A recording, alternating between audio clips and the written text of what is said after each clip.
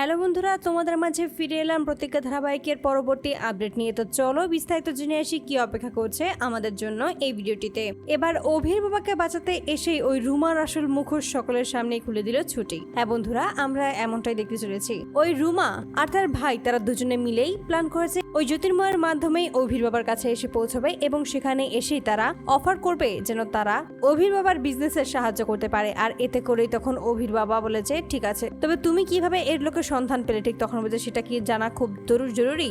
আপনার এখন সময় খারাপ যাচ্ছে, আর এই সময়ে যেহেতু আপনি একজন ইনভেস্টর খুঁজে বেড়াচ্ছেন, তাহলে আমার মনে হয় এটাই বেস্ট। আর এতে করে রাজি হয়ে যায়।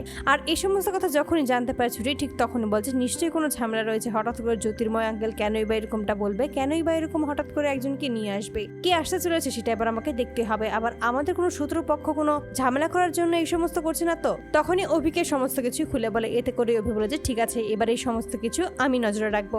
অপরদিকে দেখা যায় যে ছদ্মবেশ ধারণ করে ওই রুমা ও তার ভাই, এবং ঠিক তখনই রুমা বলে যে আমি প্রথমে যাচ্ছি, যদি কাজ না হয় তারপর না হয় তোমাকে ডেকে পাঠাবো দাদা, আর তার আগে তোমার সেখানে যাওয়ার কোনো প্রয়োজন নেই। আর এতে করে তখন রুমার ভাই রাজি হয়ে যায়। অপরদিকে রুমা তখন নিজেই ছদ্মবেশ ধারণ করে চলে আসে ও তার অফিসে, এবং সেখানে আসতেই অভির বাবা বলছে আপনি সেই ইনভেস্টর? ঠিক তখন বলেছে হ্যাঁ, আমি টাকা ইনভেস্ট করতে এসেছি, এখন বলুন আপনার কত টাকা ইনভেস্ট করতে হবে এই কোম্পানিতে। ঠিক তখন বলছে আপনি আগে বসুন, সমস্ত কথাবার্তা হোক, তারপর না হয় এই ব্যাপারে কথা বলা যাবে। আর এতে করে তারা অনেকক্ষণ কথা বলে। অপরদিকে দেখা যায় ছুটি তখন সবটা জানতে পারে এবং অভিকে জানিয়ে দিলেই অভি তখন বলছে আমি আসছি, আমরা এক্ষুনি সেখানে যাব। এবং ঠিক সেই মুহূর্তেই সেখানে আসে এবং তখনই দেখতে পায় যে আসলে রুমা কাঞ্জিলাল একটা কাগজে সাইন নিচ্ছে যে আসলে এটা তাদের চুক্তিপত্র।